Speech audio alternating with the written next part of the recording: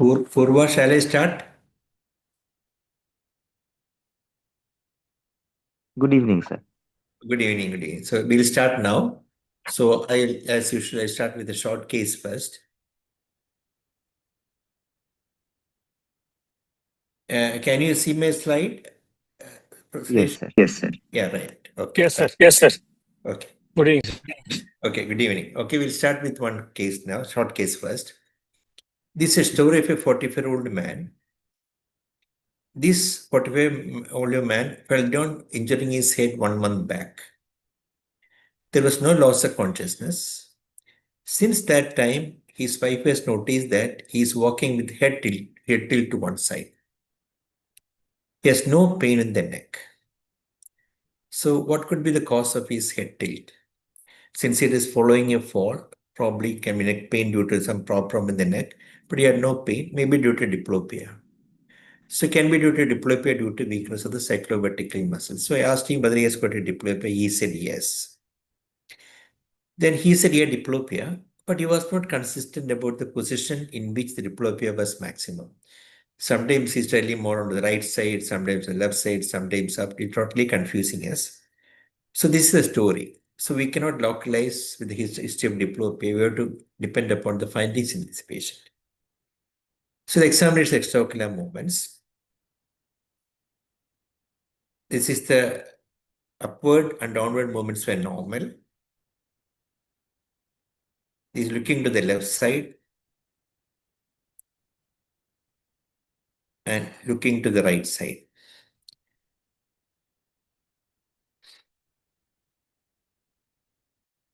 So that is a finding in this patient. Now, what do you think there could be the possibility? Any abnormality seen? I'll show the static film state on. This is the finding. Or looking to the right side and looking to the left side.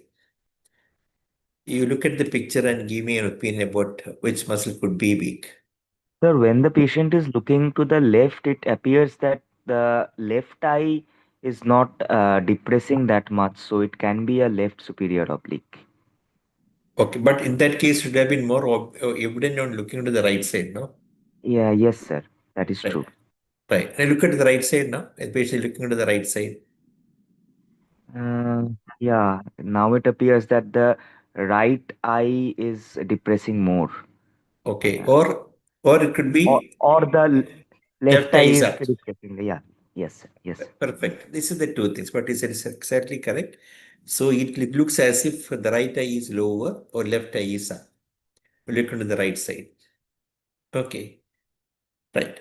Now let us see. So maximum disconjugation is more on looking to the right than on to the left side. So which muscle is weak now? Is it right superior rectus or left superior oblique? Both are possible, no? Right superior rectus is weak, that is where the right eye is down. Or the superior oblique is weak, that is where the left eye is up. So we have to confirm by doing the next step. Okay, very good. So what step will you take now? So this is the answer which you already told. The right eye is down or the left eye is up. So it could be either right superior rectus or left superior oblique. So what test will you do to differentiate the two? So we have to rotate the head sidewise to look at Wait, the maximum. perfect. You already said it's exactly right. Now let us see the abnormal. I've rotated here to the left side and the right side. I will show the video. Subsequently, the static picture also I will show. Rotate the left side. Turning the right side, the eyes are almost parallel. There is there's almost no disconjugation seen on turning to the right side. But turning towards the left side of the head, patient side, there appears to be some disconjugation. So let us show the picture. This is the one. See, on rotate to the right side, I rotate to the left side. Now, which muscle is weak? Likely the left superior obliques. Yeah, right. Now here, from this we can say that what will be the problem here? The problem is more when the patient rotates to the left side. That means that either when you rotate the head to the left eye intorts and right eye extorts. So either of the muscle could be weak. Let us see now. Let us see the findings. The disconjugation is increased on rotating in the left side. On rotating the head to the left side, the left eye intorts and the right extorts. So any other muscle which intorts or any other muscles that extorts the right eye, or any other muscle which intorts the left eye, or any other muscle which extorts the right eye could be at fault. So one of the intorters, that is left superior rectus or superior oblique, is weak, or one of the right extorters could be weak. So here, we have got two muscles in question: right superior rectus and left superior oblique.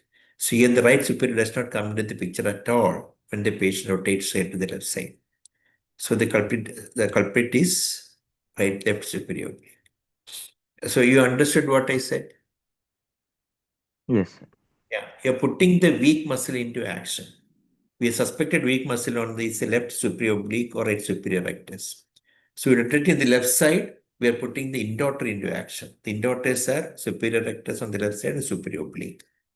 Okay, if either of them will be weak, there will be more diplopia and more disconjugation. On the other hand, if extorters are weak on rotating the left side, right extorters are acting, that muscle is not coming into play. That is the inferior rectus and the inferior oblique on the right side. So those muscles are not in our concern because we already excluded those muscles initially. Okay, so the question is left superior oblique. So you perfectly said correctly. Now this is problem why I brought this case was because many a time in a vertical, especially in vertical diplopia, patient will not say exactly in which direction it is more or less. Again, the disconjugation may be so subtle that we have to rely on this Wilson's rotation maneuver to find out the abnormal muscle. Now let us see so the left superior oblique. So actually, this patient complained on diplopia. For the discussion's sake, I masked that history. He complained of actually the vertical diplopia and more on looking down. Okay, let us analyze from that angle. How to localize a muscle, but a cyclovertical muscle, by taking the history of diplopia alone. See, he complains of diplopia and looking down means it's one of the depressor is weak. If the diplopia is more on looking upward, obviously it should have been one of the elevators. So what are the depressors? It could be the inferior rectus or superior oblique of either eye. So it could be right inferior rectus or right superior oblique or left inferior rectus and superior oblique. So any of these muscles could be at fault when somebody complains of diplopia on looking down. That's the first thing. Second, see the eye position looking to the right and left now. The same picture is shown again. See on looking to the right and left side. Again, you find that left eye is up, right eye is down. Okay, that is a maximum separation. So what will be the problem? Disconjugation is more on looking to the right side. So we have excluded those muscles on moving the eye downward on looking to the left side, only on the right side. So which are the two muscles now coming? Again, the same thing. In this position, left eye is up, right eye is down. So it could be left superior oblique or right superior rectus. Because his diplopia is more on looking down, it has to be a superior oblique. So the muscle involved is superior oblique because if it had been a superior rectus, he would have complete diplopia on looking up. Superior rectus is an elevator. So the weak muscle is superior oblique. So even if somebody complains only on diplopia, looking at the disconjugation, looking into which direction, you can still make out which muscle is weak, even without the head rotation. Somebody the people may not give a correct explanation or answer when you turn the head to the right and left side. Okay, is it clear to you now? Yes. Yeah, out of the four muscles, we can choose two muscles by ask the patient look to the right and left side. Here, the more disconjugation is more looking to the right side. So those muscles which are moving the eye downward in the leftward direction is excluded. So on looking to the right side, the disconjugated muscle will be either superior rectus in the right side or in left superior oblique. Since he combines the diplopia and more looking down, it has to be a depressor. The depressor is inferior superior oblique. If superior rectus was the culprit, it would have complete diplopia on looking up. So that's the answer. Now let us see the history. I have purposely cut off the history of the patient. This history.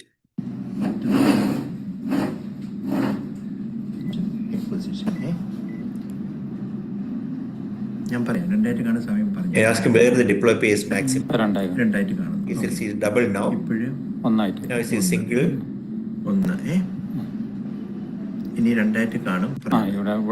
Is it double? That's the position of diplopia, maximum diplopia. Now you can make out the vertical disconjugation. This is, in fact, this case is a gross case. Sometimes superior oblique palsy may be so subtle, such a severe disconjugation you may not see. So which eye is the same thing, the superior oblique. If right superior rectus is weak, you would have combined deployment no more looking up. And see the head tilt of the patient. He came with the head tilt to the right side, again indicating that left superior oblique is weak. Okay, but the head tilt to the right side does not differentiate between the yoke muscles, superior oblique versus the right inferior rectus. So that alone you cannot depend upon.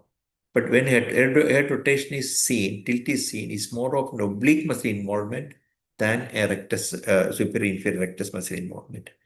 Although the vertical rectus and the oblique are all called cyclovertical muscle, that means they are both have got torsional action as well as vertical actions. Position, tilt to the right side. However, this cannot differentiate between left superior oblique and right inferior rectus. So he was asked to draw how he sees the line. This is how it's drawn. Exactly mimic again. It's a suggestive superior oblique. The arrow is pointing towards the left side. Again, this cannot differentiate a superior oblique, right inferior rectus. You have to resort to the other maneuvers. So any questions in this case?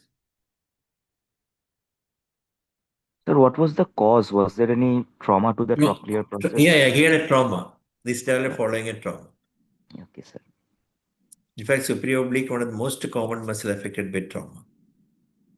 Sir, in some textbooks, they mention that there can be a paradoxical head tilt in case of superior oblique, where the head, instead of rotating to the opposite side, may rotate to the same side in superior oblique weakness. Sir, what is the reason behind it? I don't, rotating to the right side is obvious, no? But rotating to the same side is, I cannot understand. I have not heard of that. Because in paralysis of extraocular muscles, head always turn in the direction of action of the muscle. For example, if my right lateral rectus is affected, I turn the head to the right side. My head is turned to the right side mean either my right lateral rectus or the left medial rectus is affected because it's the direction of action of the muscle. If my superior oblique is affected, the direction of action is what? It's depressor, intortor, and it's an abductor. So what will happen? Right superior oblique affect mean my head will be tilted down. There is a depressor, and it's an intortor. It intorts that turns it to the opposite side and slightly abduct. See, if you look at the action of the muscle, the head will be turned in the direction of that action of the muscle. This is just to make the eye parallel so that to avoid diplopia. Because Yes, we sir. turn the other way around, suppose you got lateral rectus weakness to the right side, turn the head to the right, diplopia will not be there. Same principle. So they turn in the direction of action of the muscle. But why it is opposite, I do not. I am Sir, not. one explanation that they gave is that because superior oblique is a depressor in the adducted position, if the patient turns the head towards the right side, the uh, turns the head to the right side, the left eye will elevate, and in that way the patient will rely more on the monocular vision on the opposite eye. So, if the Yeah, degree of diplopia is more, yeah, that's a sensible explanation. What they in that situation, what happened mean they're trying to suppress the deviated image. yes, sir, they're But they only said, suppressing the double image. yeah, Yes, sir. right. That is only because in chronic stages they take deviate. So ultimately, it helped the cortical suppression of the false image can occur if you keep the head on the opposite side. As I said, is correct. That is for the help suppression of the image. But the acute phase always they turn the direction of action of the muscle because Yes, sir. that's why it becomes easier for them to do. It avoid diplopia. Thank you, sir. Okay. Any other questions? Okay, this is patient normal MRI. So shall I go to the next case? Yes, sir. It's a long case. Okay. This is a Sir, story with. performance of the Please, patient please. with Pardon? post-traumatic severe oblique palsy, will it recover, sir? Yeah, most of them recover. Most of them recover. Without anything, they recover. Sometimes there's in those cases where the trochleus get dislodged because of the trauma, then there sometimes they may require surgical repair. Otherwise, most of them they recover. Okay, sir. Because the longest course in the is also the nerve is for the fourth nerve, that is they get damaged in trauma because during the shaking of the brain get affected.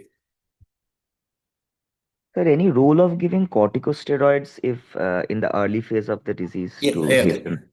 Yeah, most of them they do give. I also give for a short case, but how for whether it is going to benefit or not, we do not know.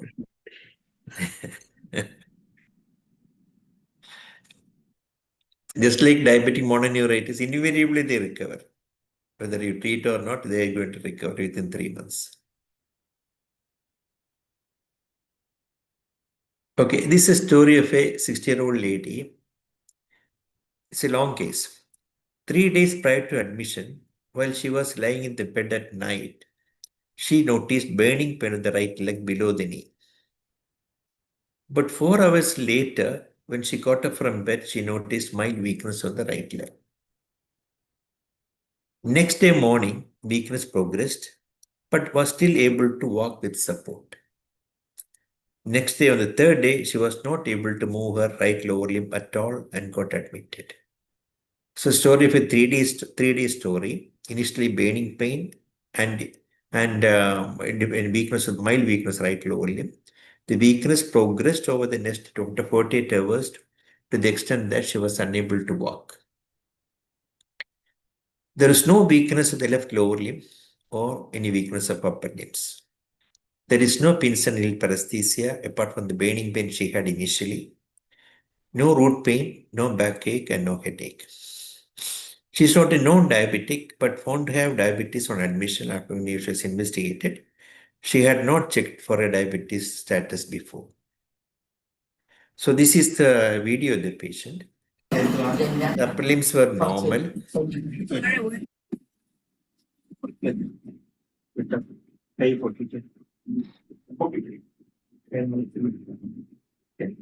The findings are confined to the lower limb. Left flexion was almost normal. Right blood pressure is weak, about just 2 plus to 3. Knee extension was also weak, about 4 to 4 plus power, 4 power. Left cortices was normal. Left was flexion normal. Right was weak, about 2 to 3 power. Left plantar flexion normal. Right also is almost normal, but it's weak, mainly weak. Knee flexion was also weak. Hip extension was also weak. The abduction on the left side is normal, right side is weak.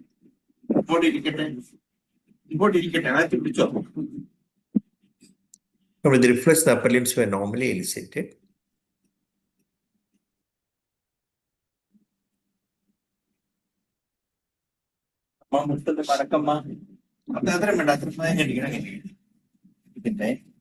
Both knee jacks are brisk.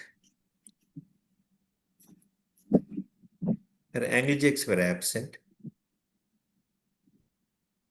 Absent on the right side, just elicit practically nil, no reflexes. Just a flicker of movement was there, that's all. Diabetes illa. Plantar was indefinite, mute. Then come to sensation, she had increased pain on the right lower limb.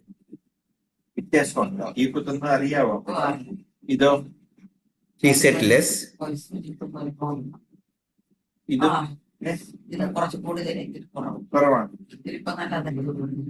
Up to the knee, it was decreased on the right side.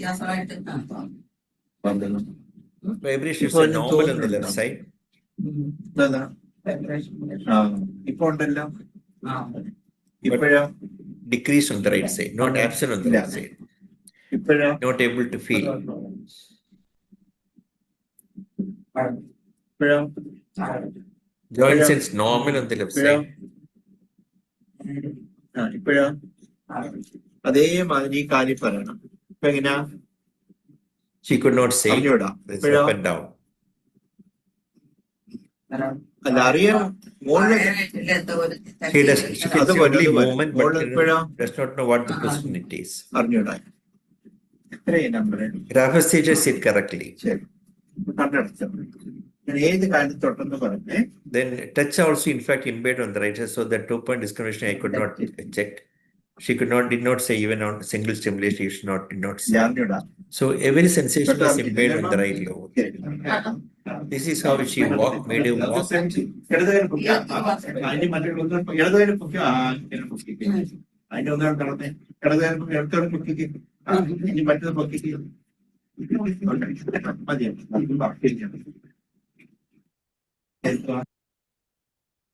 The lower limbs tone normal. Power weakness of all muscles the right lower limb. Roughly 3 to 4. More for flexors to the hip, dorsiflexors to the ankle and abductors. Power of the left lower limb normal. DTR, both knee jacks were brisk bilaterally. Ankle jack absent on the right side, just elicited on the left side, almost absent. Plantar indefinite. Senses impaired pain up to the middle of the right thigh. Not only pain, also touch also. Impaired vibration up to the knee on the right side. Vibration is normal in the left lower limb. JP is impaired on the right lower limb. So these are the findings. So any clarification of the findings before we go to the discussion? So the plantars were mute in this patient? Mute, indefinite. You saw the point, no response. I could not elicit any either up or down. She's already she was found to be having diabetes at the time of admission. How long she was diabetic, we do not know. Any graded pattern, sir? No grades. No, just lost only on the right side, and the sensory loss is above up to the thigh. So the abdominal reflex was done for this patient? Yeah, that is absent. She's a pateless abdomen, just absent. Okay. Sir, it looks like a element type of a monoparesis in this patient with both sensory and motor involvement, which follows a root pattern as well as a nerve pattern, sir, not fitting with both. It may be a diabetic plexopathy because the patient started with pain with, sir, some component of a neuralgic amyotrophy, which is causing weakness of both the proximal and the distal parts. Sir. That is what normally, exactly what is I should consider, because patients got loss of pain, touch, as well as posterior column, all on the same side, the lower limb, with weakness affecting the proximal distal muscles, whole pan plexopathy on the right side. But is there anything odd to diagnose that possibility? So both Knee knee jerk jerk is were brisk, sir. Yeah, knee jerk is brisk. That's a problem. And that's a problem. Sir, but in early plexopathy, jerks may be preserved. No, usually the thing is with a significant weakness, with a not even normally, slightly brisk reflexes. Even the upper limb products are also sluggish, just elicitable. So that's a little odd. Otherwise, the localization, if we take everything under the plexopathy, is a good possibility, except for the brisk knee jerk. And that too, knee jerk is brisk bilaterally also.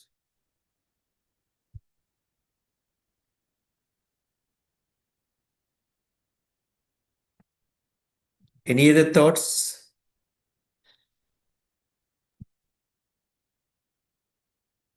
So there was no history of bladder involvement in this patient. No bladder involvement. History is not there. This application is predominantly one side, no? Even if it's a cord lesion, one may not get it. Cerebral lesion. Pardon? Brain. Cerebral lesion. Yeah, that's another thing Yeah, we have to cerebral strongly lesion. Yeah, always when there is when patient come with unilateral lower limb weakness, cerebral lesions, a good part, because that is another side where the patient has got loss or every sensation lost on one side. Okay, let us discuss this particular point at this point of time.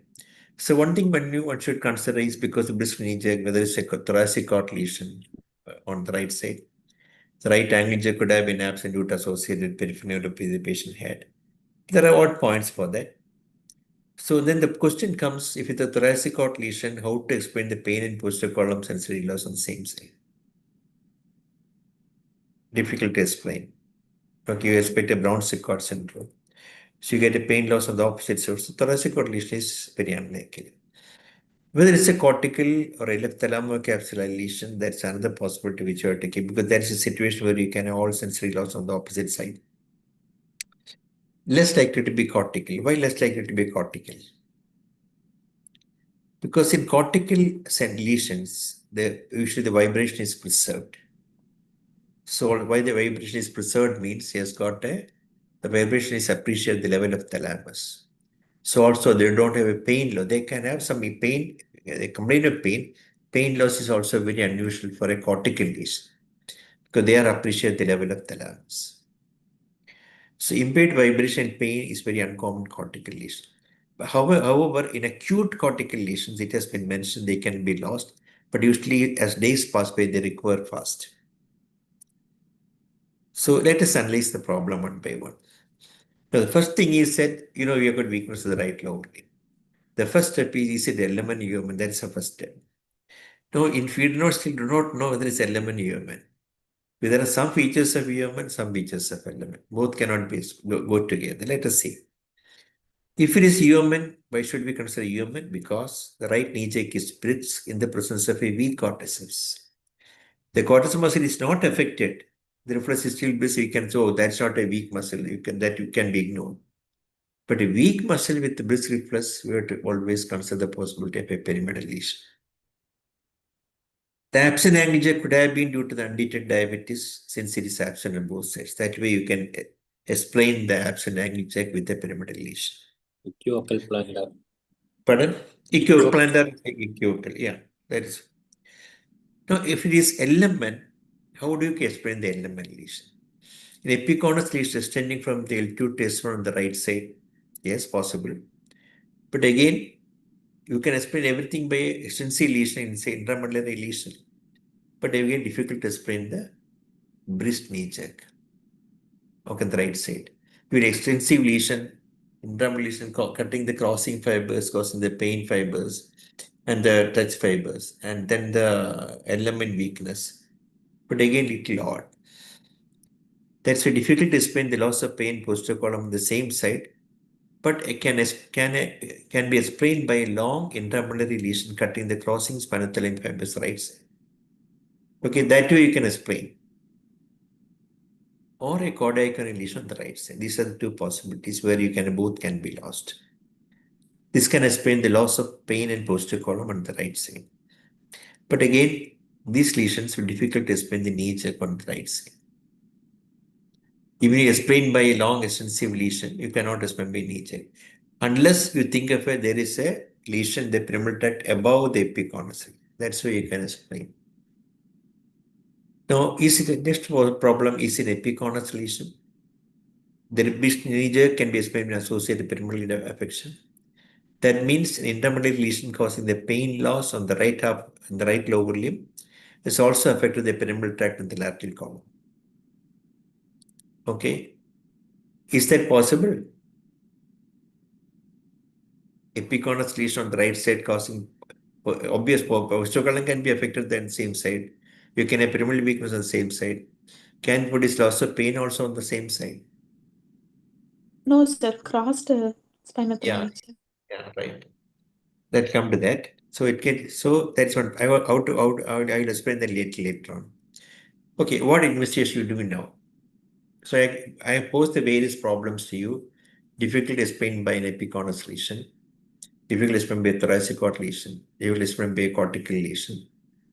Chordiac obviously is unlikely because I mentioned all the odd points. The NCS first. Okay. And in fact, one of the possibility considering whether could be stroke was present acutely. A CT scan was done. CT scan was normal. So what next? So MRI brain was also done. This is MRI.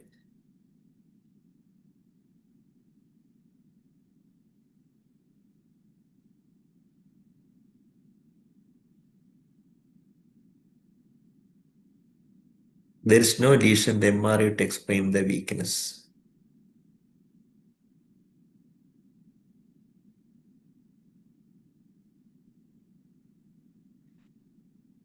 Now let us see one more point which we all missed is look at the gait of the patient. Looking at the gait, do you think the lesion is confined only to the right lower limb? There's a steppage gait of involving bilateral posterior column involvement should be there, sir. Actually, it's not a step. She's dragging the feet. I will show the video once again. She's dragging both the sides.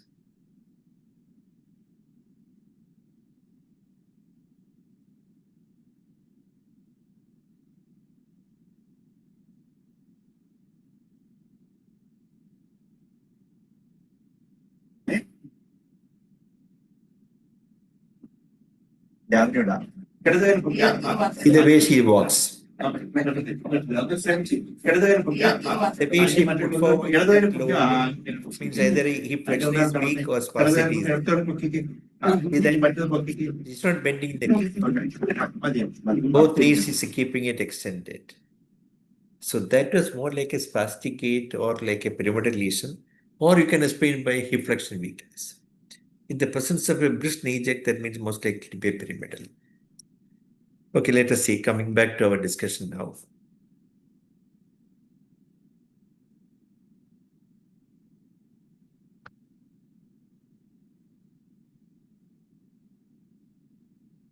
This is the gait I. The video shows difficulty in pushing her both the lower limbs forward due to whether that is due to the weakness of reflexes bilaterally or associated spasticity, more likely lateral with the brisk knee jack. So that most likely is got a pyramidal lesion. So I did NCA studies, as somebody said, because then associated angle jacks were absent. To explain the absent angle jack would associate peripheral neuropathy, it's found to be normal. There was no peripheral neuropathy at all. Then what else do you need now? MRI lumbar. MRI lumbar. Okay. MRI thoracic spine, including the lumbar. This is the dorsal spine.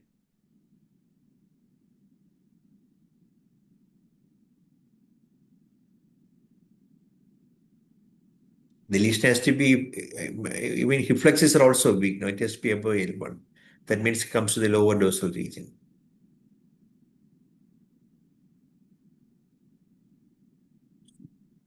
Okay, that's the story. So we could not localize where the lesion is at this present time. Okay. Let us move on. On the second day, she complained of mild weakness in the left leg. This is a second day finding. General weakness in the lip flexion. The hip abductor is normal initially as weak. However, dorsiflexion was normal. Plantar was also normal. Normally affecting the proximal muscles of the left. The knee jack, which is brisk initially, has become absent. That is elicited on the left side, but still less compared to that. Plantar is again mute.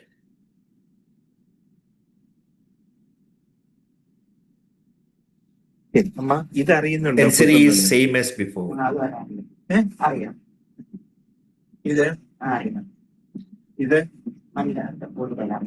It is more on the left side.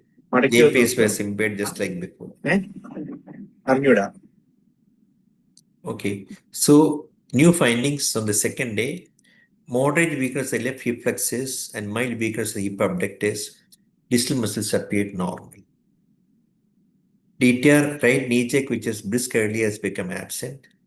Left knee jack was less compared to the first day. Both angle jacks remain the same, absent. Sensory findings remain the same. Now, Now, what do you think?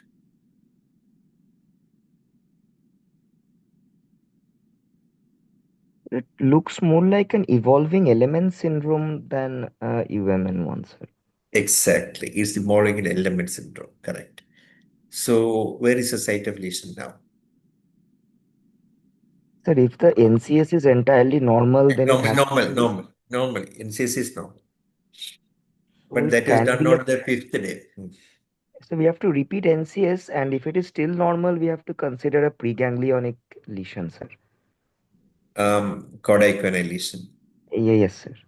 But the only thing is that lesion has gone above L1. Hip flexors is also weak.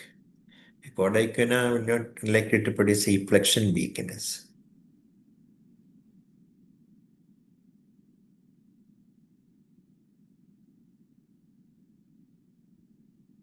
So, any other thought? Flexopathy. But bilateral. Bilateral, no, it is. Bilateral. Okay. Right pan flexopathy and left proximal agreed. That's a possibility which cannot agree rule out entirely. It's a possibility. Little odd, no, it has come immediately after the third day developed on the left side. And she never complained of pain on the left side also. Initially, she had only not the classical pain, but burning pain on the right leg she was complaining. Okay, let us see. See, now the question comes as the pre-doctor says, ideally thought could be cauda equina or epiconus. The same can occur in the epiconus lesion also. Because cauda equina roots are arising in the epiconus. Those roots, that way you can explain the hip flexion also. So on the 4th day, let us see what happened. The 4th day, the weakness has become more prominent now. It has become 0. The left overlimb proximus weakness has become worse.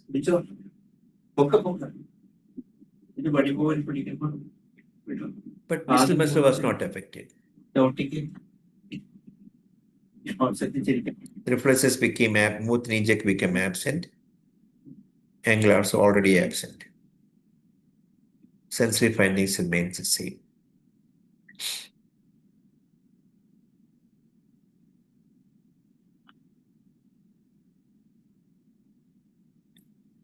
Again, sensory findings same as before. In the interest of time, I'll pass forward.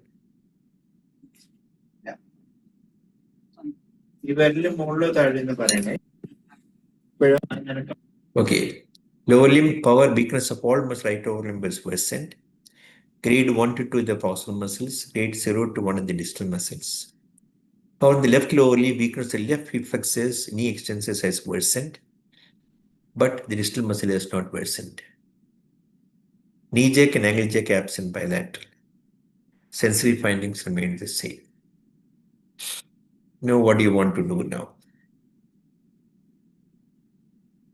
Repeat NCS. Repeat the NCS. Repeat NCS. Okay. This MRI was repeated actually. This is the MRI.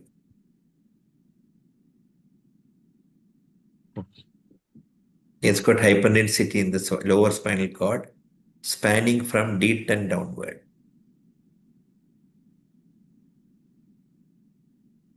Corresponding to the epiconus region.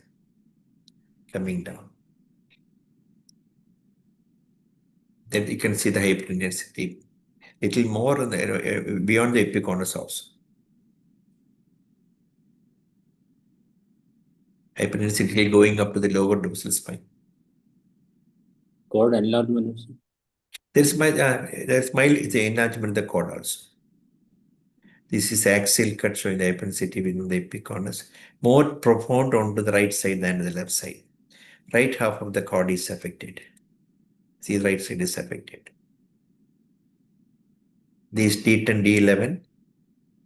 D11. Now let us see, come back and how to explain everything together in this patient with the present hyperintensity. Now this will answer, I will answer the previous doctor's question. How can an epiconus lesion produce pain loss on the same side?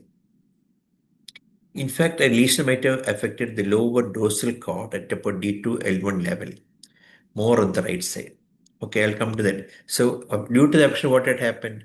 She had bilateral pyramidal involvement. Why? Because she has got a brisk knee jack. Right side pyramidal tract is more affected. That is why the right lower limb has become weak.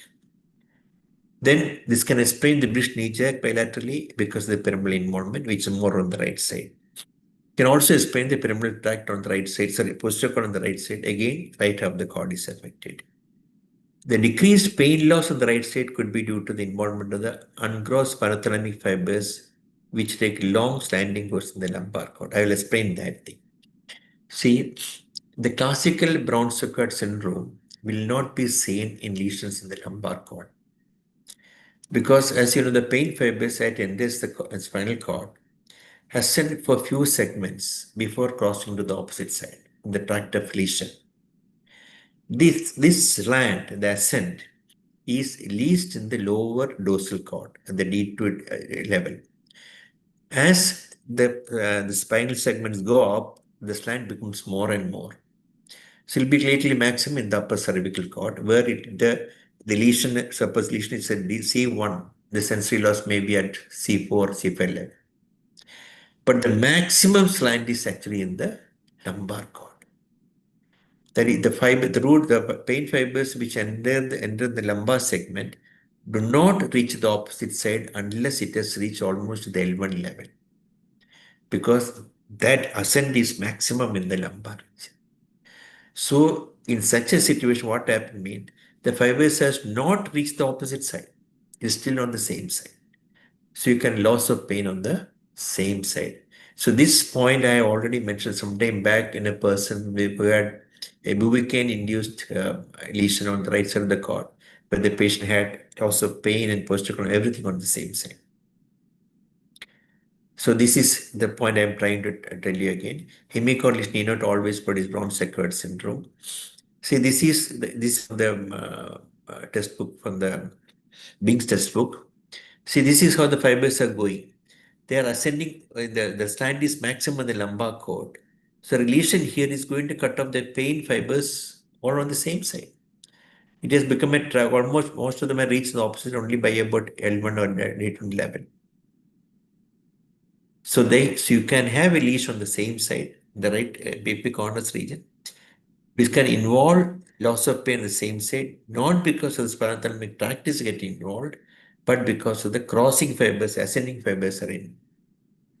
Which unlike in other segments, it's not one or two segments, multiple segments you take for the treat opposite side.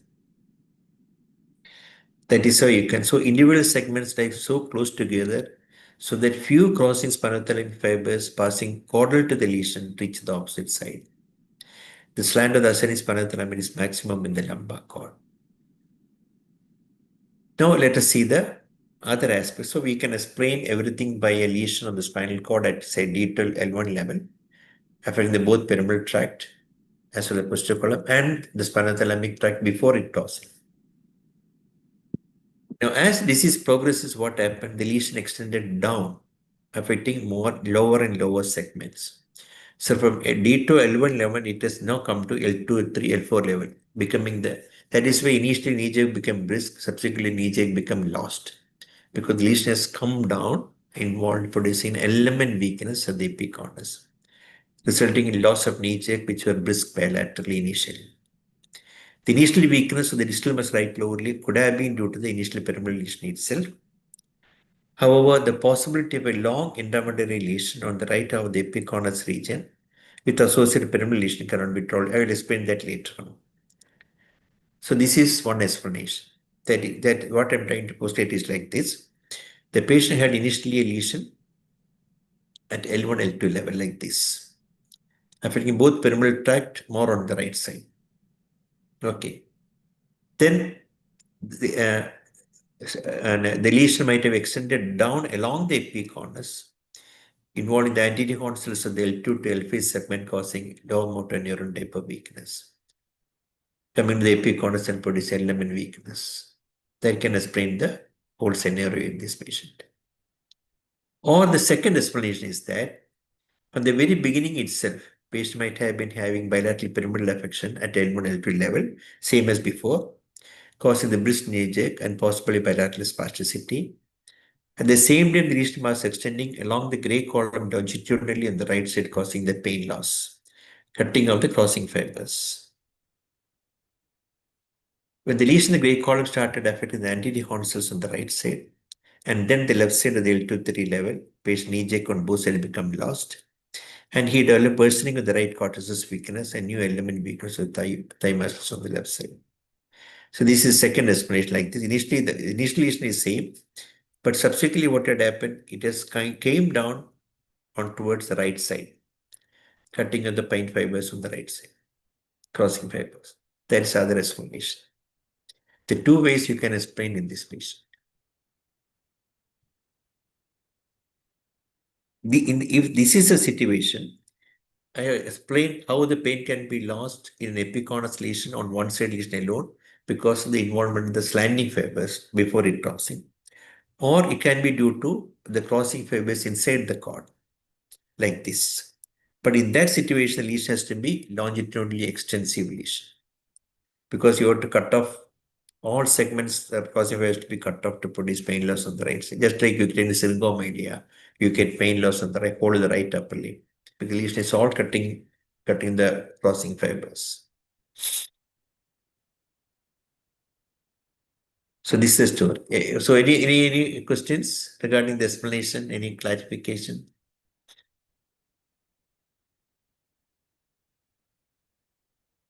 So will examination of the perianal sensation help in any way in this patient?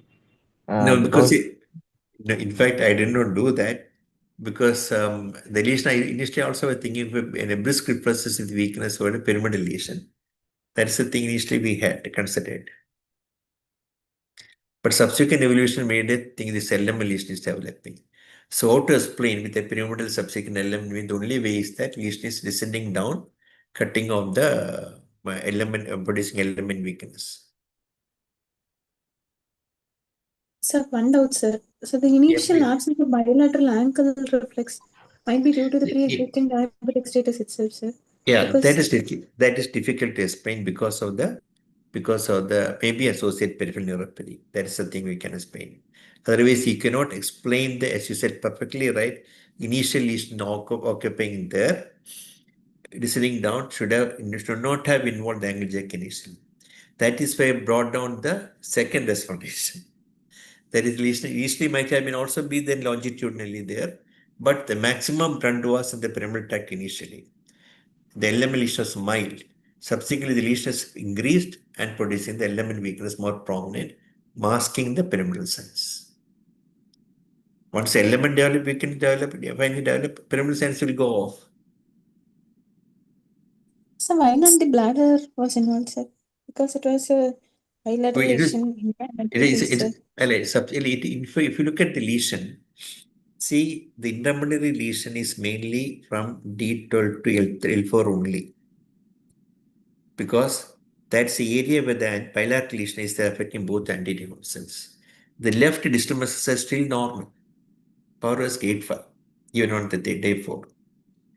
So that cannot occur with the pyramidal lesion. That's an LML lesion.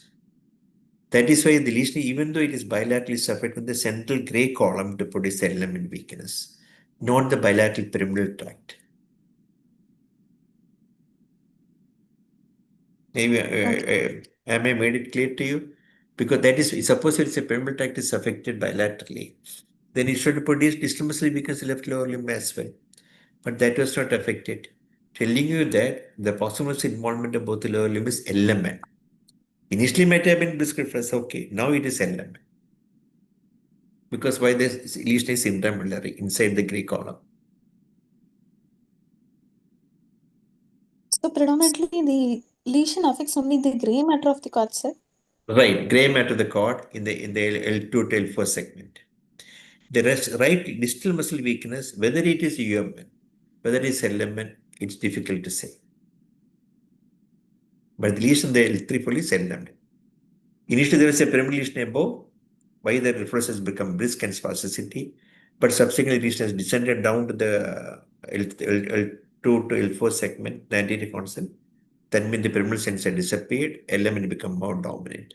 The opposite leg has become better element weakness. Yes, sir. If it is pyramidal node, naturally we expect a lower disturbance also to be involved. No?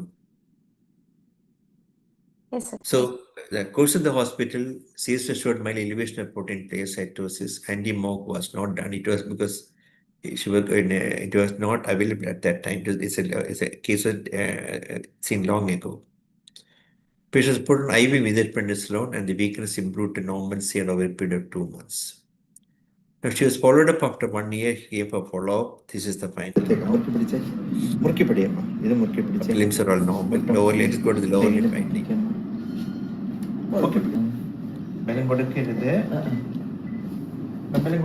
Lower limb still spastic. The element findings have improved. The underlying pyramidal signs is become evident now. Shouting a Taldamaki, other than അതേപോലെ തള്ളി അങ്ങ് മാറ്റി മാറ്റി very good പിടിച്ച മരത്തി പിടിക്കും ഇവിടെ അതുപോലത്തെ പിടിച്ച The distal muscle has all become normal power. പൊക്കി പിടി ഇത് പൊക്കി പിടിച്ചേ It is severely weak. ചവിട്ടിന്റെ കയ്യിൽ ചവിട്ടിപ്പിടി ഇനി ചവിട്ട് ഇനി അത് തന്നെ ഇനി ചേർത്ത് വെച്ചമ്മ ചേർത്ത് പോയി അതാ സംഭവിക്കും മതി വിട്ടോ മനസ്സിലായി. Now let's look at the reflexes now in the lower limb.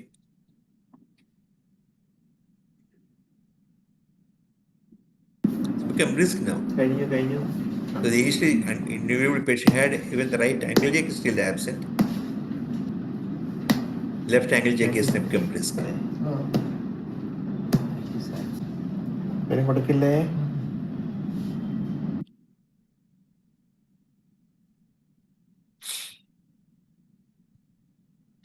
അറിയാവോ ഇതൊക്കെ ഒരേപോലെ അറിയാവോ The pain loss has improved. ഇതും ഇതൊക്കെ അറിയാലോ അത്ര ഇല്ല ഇതിലുണ്ട് He says still it is less, but it is better than before. അത്ര ഇല്ല അറിയില്ല ദിവസമാക്കിയില്ലേ ഇപ്പൊ എങ്ങനെയാ അറിഞ്ഞോടെങ്കിൽ അറിഞ്ഞോടെന്ന് പറഞ്ഞു That is still in pain. അത് പോരാ APS is in എങ്ങനെയാ pain. That is normal. That postural sensory loss is not totally improved. She is now able to walk without any problem, except for the mild dragging of the right lobe.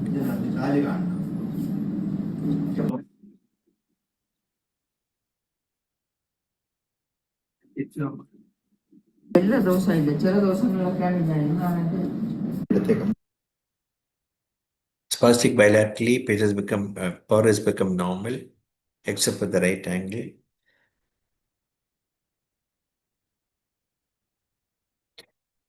Bilateral pyramidal lesion, both sides of the long LM lesion was masking the pyramidal signs.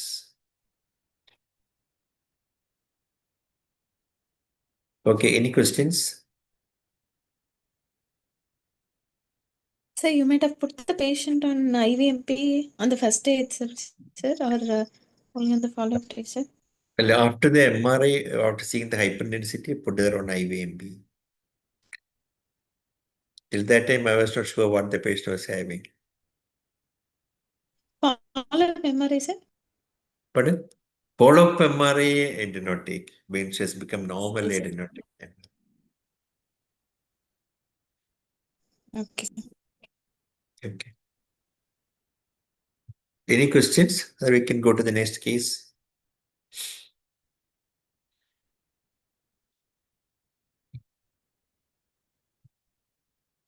Okay, shall I go to the next? Yeah, right. So one more case.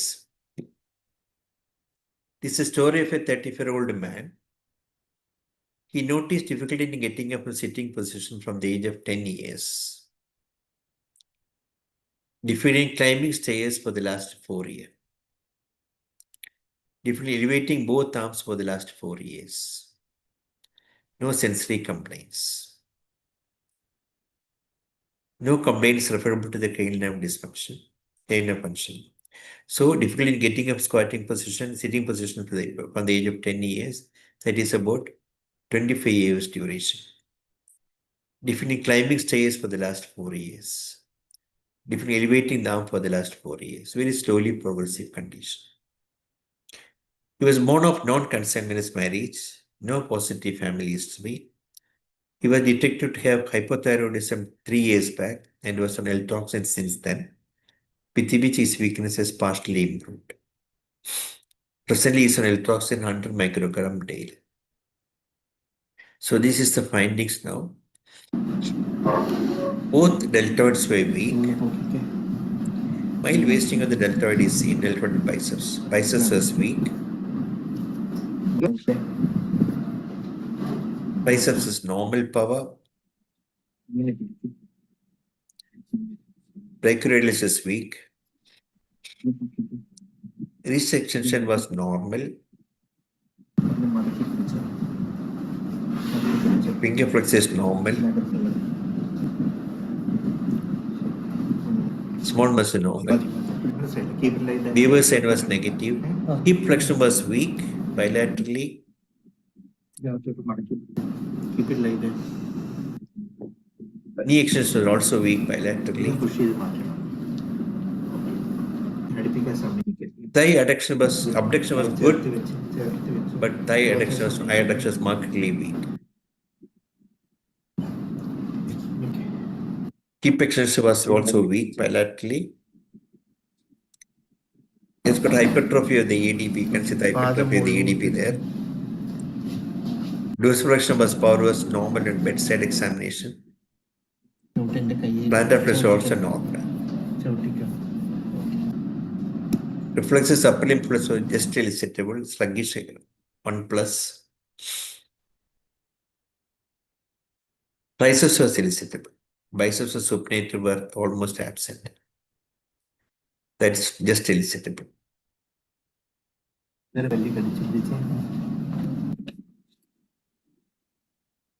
Abdominal press intact.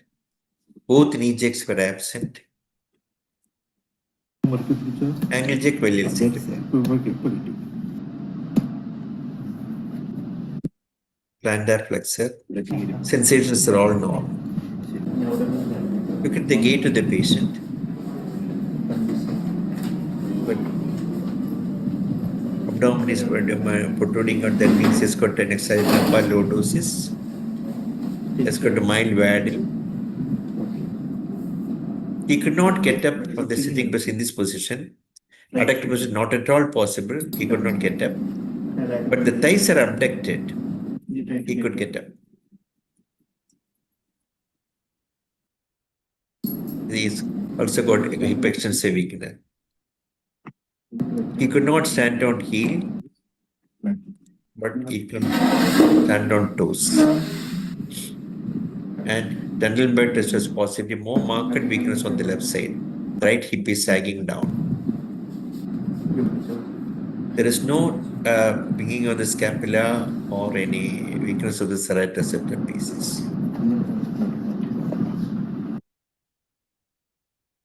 Okay. So on examination, canines are all normal. Upper limbs, mild wasting of both deltoid and biceps. Power, shoulder shrugging normal. Weakness of both deltoid, biceps and brachioradialis. Triceps, wrist and finger muscles normal. No scapular bending, no weakness of the trapezius and serratus anterior. Lower limb, hypertrophy of the ADP. Power, hip flexion, hip extension weak. Hip abduction and adduction very weak. In fact, adductors are markedly weak compared to abduction.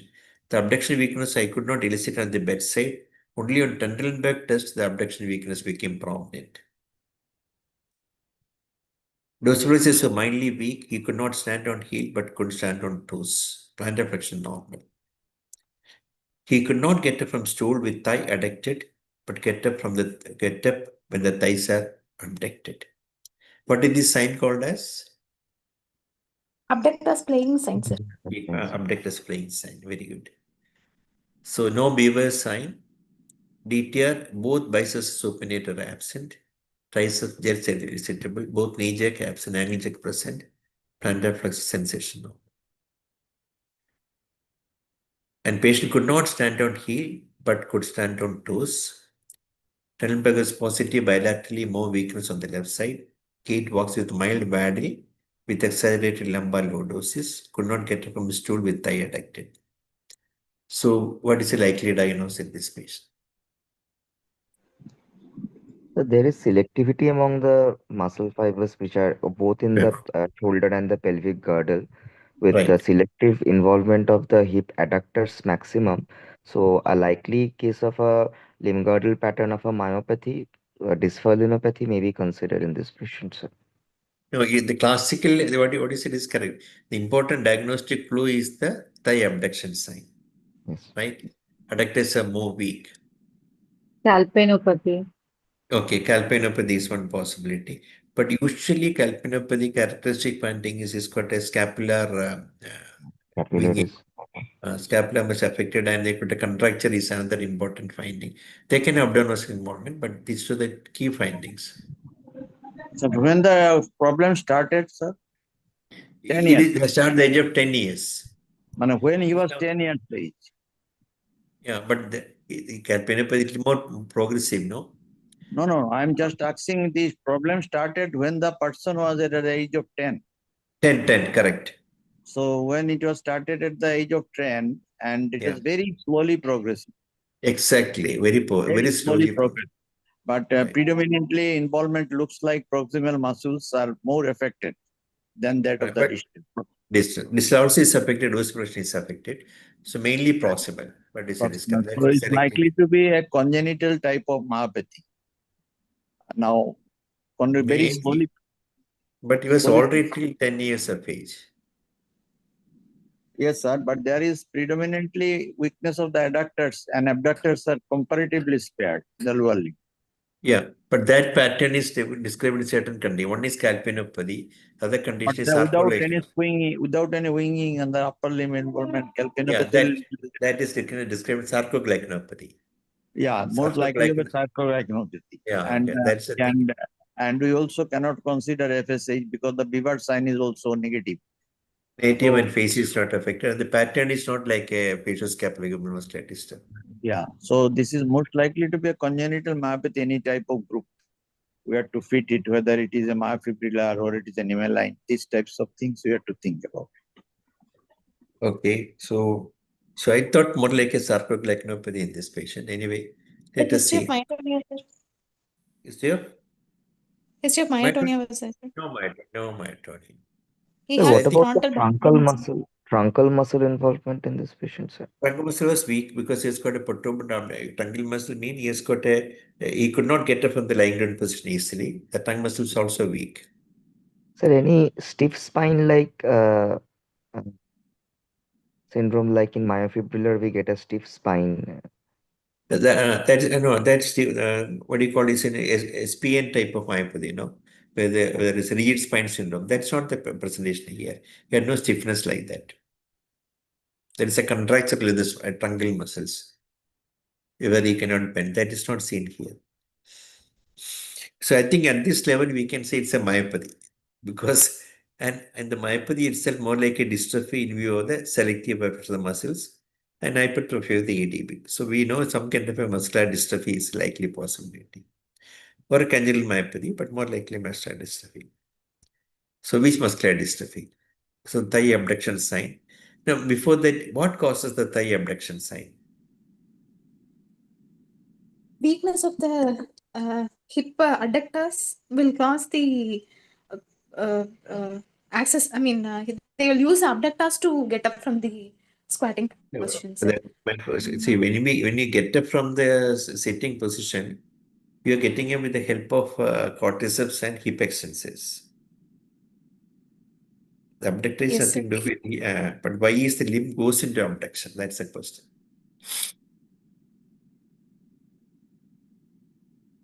Because the adductors are weak. Pardon? Adductors are grossly weak, sir. That's why he's going there. Yeah, correct. My question, you're perfectly right. So that's why the thigh goes into abduction because when you stabilize the pelvis, both muscles contract together, adductors and adductors. When it is weak, thigh goes into abduction. But did you notice the one thing which I have shown before? He is able to get up when the thighs are abducted. Yes, sir. I'll show that thing.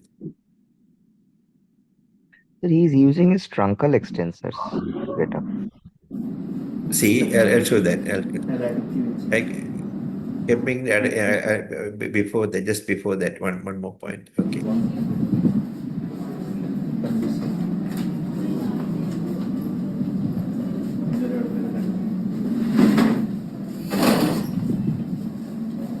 തിരിച്ചു വന്നു.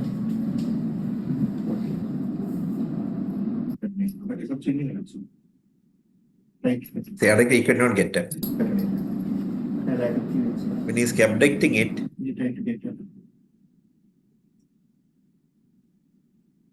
he could get up. I was also finding it difficult to explain how that can occur in this patient. Obviously, it is the mechanics of getting up is facilitated when the hip is abducted. But anyway, this is a sign which you have to keep in mind, indicating a profound adductor weakness. Okay, this is described in two conditions, calpainopathy and well as this is the explanation. In healthy individual, hip abductors and adductors work together to stabilize the hip joint and control leg movement during activities like standing up. When there is weakness in hip abductors are not strong enough to counteract the force of abductors, leading the legs to move outward abducting. Since iliopsoas muscle is oriented in the medial position of the spine, that's not required. That's not important. So, which muscular dystrophy? That's the question. So, what test you need? Genetics, sir. MRI muscle. MRI of the muscle. So, MRI muscle, CPK was 456, not grossly elevated. If it is circulating elevated, we expect elevated CPK. Yes. TPO is normal, TSH was normal. So, MRI was done. It was surprisingly, all the muscles were got fatty infiltration. I will show the MRI. See, this is the posterior compartment as well as the cortices are all got a fatty infiltration. I will show the picture of this muscle later on.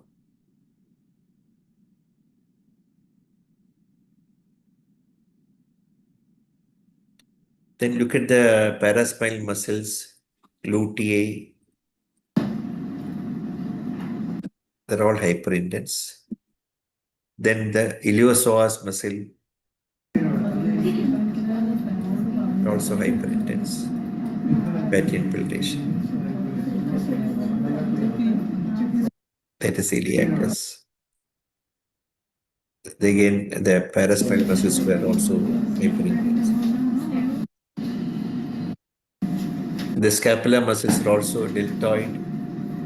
Infrasuprarenal spinals are also hyperintense, fatty infiltration. So, in fact, most of the muscles are affected. No, this just to recollect the normal anatomy of the muscles for you, because we do not usually look into these things.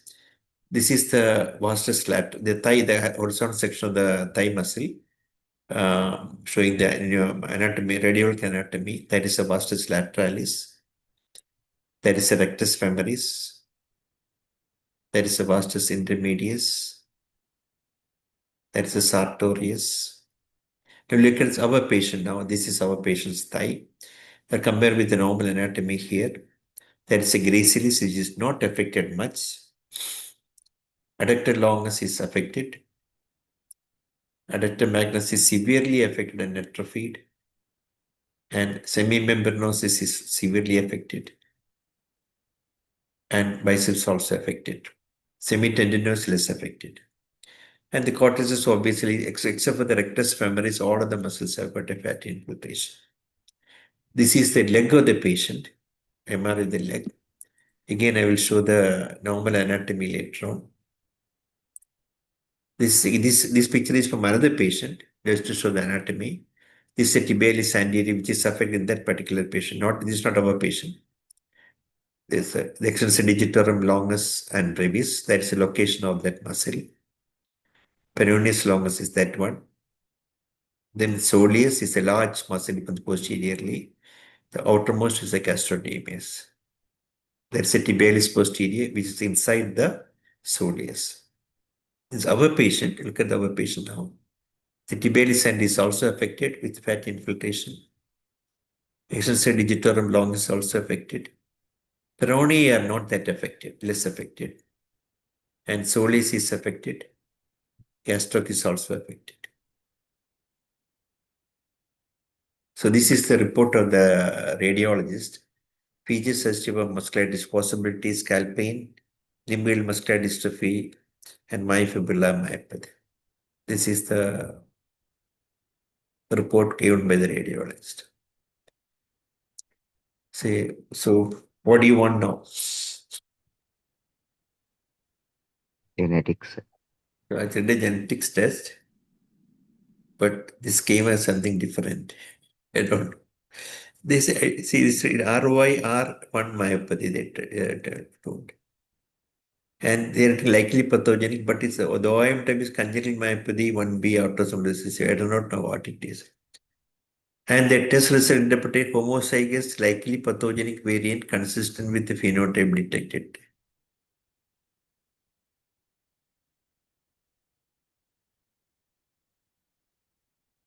So the other condition which can produce C production weakness is the myofibrillar myopathy. Is also you keep in mind. So I'll skip all those things. This is about the R1R myopathy. It's a group of genetic muscle disorders caused by mutation in the RYR gene, which encodes the protein crucial for muscle contraction. These disorders are characterized by muscle weakness and can be associated with myelin hyperthermia. This is often symmetrical and can be more pronounced in the muscles closest to the torso, that's postural muscles. They can have facial muscle weakness, eye muscles can be affected, vulvar muscle can be affected, delayed motor measures in infants and children, hypertonia and redness. So our patient's clinical picture does not fit in with that, but the genetic test has come like that. So I think I should have, there are other tests for diagnosing calpainopathy and sarcoplasmopathy, but I do not know much about that. So I only did a genetic test to find out this thing. This is the result desk.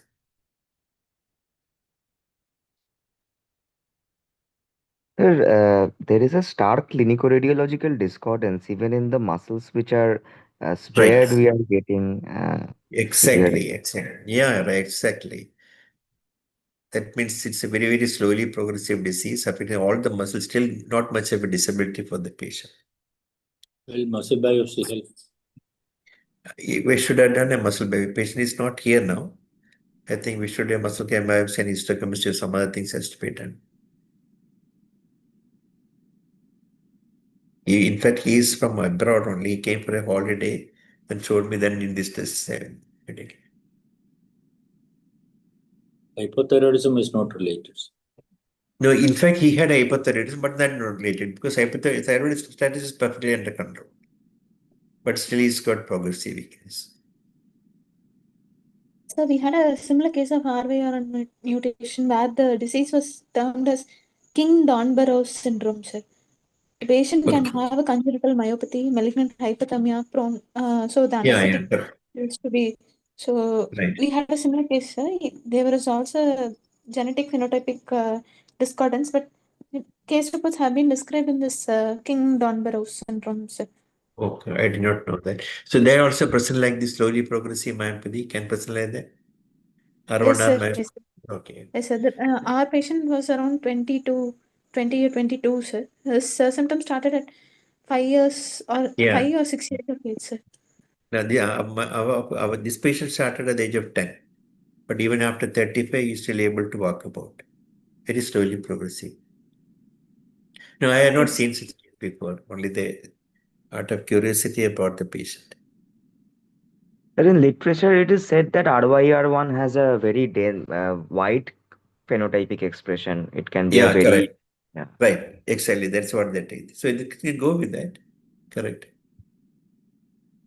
The thing is that these signs which are described, hip abductions and all, not pathognomonic for anything. When newer and newer myopathies come, that finding will also be there.